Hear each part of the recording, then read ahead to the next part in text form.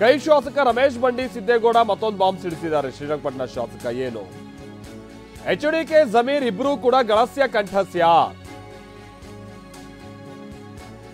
ಕುಮಾರಣ್ಣ ಜಮೀರ್ ಇಬ್ರು ಕೂಡ ಚೆನ್ನಾಗೇ ಇದ್ದಾರೆ. ಹೆಸರಿಗೆ ಇಬ್ರು ಬೇರೆ ಬೇರೆ ಪಕ್ಷದಲ್ಲಿದ್ದಾರೆ, ಹೆಸರಿಗಷ್ಟೇ ಇಬ್ರು ಸುಮ್ಮನೆ ಒಬ್ರಿಗೊಬ್ರು ಬೈಕಳ್ತಿರೋದು, ಬಟ್ ಇಬ್ರು ಚೆನ್ನಾಗೇ ಇದ್ದಾರೆ. ಜಮೀರ್ನಿಂದ ಆ ಮಾತನ್ನ ಕುಮಾರಸ್ವಾಮಿ ಅವರೇ ಹೇಳಿಸಿರಬಹುದು ಅಂತ ಅನುಮಾನ ವ್ಯಕ್ತಪಡಿಸಿದ್ದಾರೆ.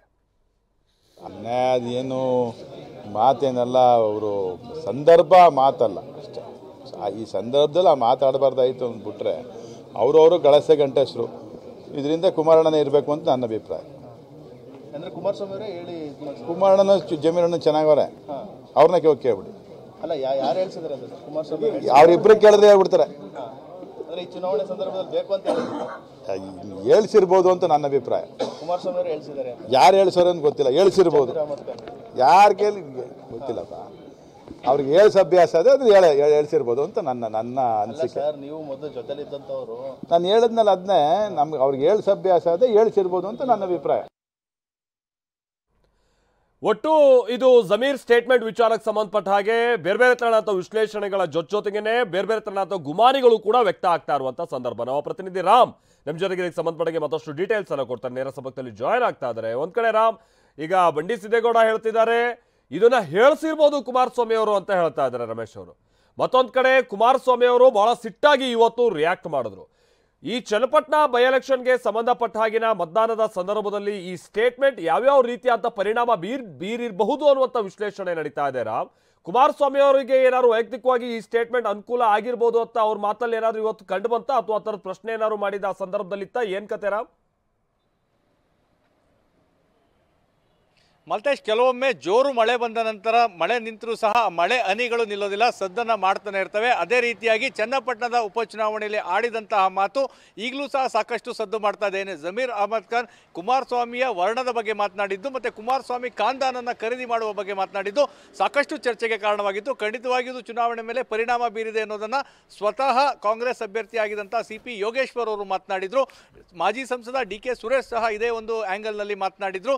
ಇದೀಗ ಈ ಬಗ್ಗೆ ಅಂದರೆ ಕುಮಾರಸ್ವಾಮಿ ಮೌನವಾಗೇ ಇದ್ರು. ಯಾಕಂದರೆ ಆ ಮಾತಾಡಿದ ಸಾಕಷ್ಟು ದಿನಗಳ ನಂತರ ಚುನಾವಣೆಯ ಪ್ರಚಾರದ ಸಮಾವೇಶದಲ್ಲೂ ಸಹ ಕುಮಾರಸ್ವಾಮಿ ಬಾಯಿ ಬಿಚ್ಚಿರಲಿಲ್ಲ, ಯಾವುದೇ ರೀತಿಯಂಥ ಅಭಿಪ್ರಾಯವನ್ನು ವ್ಯಕ್ತಪಡಿಸಿರಲಿಲ್ಲ. ಆದರೆ ಇವತ್ತು ಮೈಸೂರಿನಲ್ಲಿ ನಾಡದೇವತೆ ತಾಯಿ ಚಾಮುಂಡೇಶ್ವರಿಗೆ ಪೂಜೆ ಸಲ್ಲಿಸಿ ಹೊರ ಬಂದ ನಂತರ ಅವರ ಆಕ್ರೋಶದ ಕಟ್ಟೆ ಹೊಡೆದಿತ್ತು.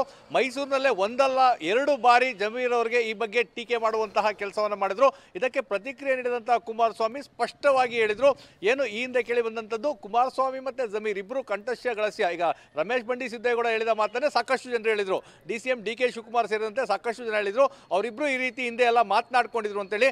ಅದಕ್ಕೆ ಅವರು ಸ್ಪಷ್ಟವಾಗಿ ನಿರಾಕರಣೆ ಮಾಡಿ ನನ್ನದು ಮತ್ತು ಜಮೀರ್ ಅಹಮದ್ ಖಾನ್ದು ರಾಜಕೀಯವಾದಂಥ ಆತ್ಮೀಯತೆ ಹೊರತು ಈ ರೀತಿಯ ಮಾತುಗಳನ್ನ ನಾನು ಯಾವತ್ತೂ ಸಹ ಆಡ್ಕೊಂಡಿಲ್ಲ. ತಾಯಿ ಚಾಮುಂಡೇಶ್ವರಿ ಸನ್ನಿಧಿ ಮುಂದೆ ನಾನು ಮಾತನಾಡ್ತಾ ಇದ್ದೇನೆ.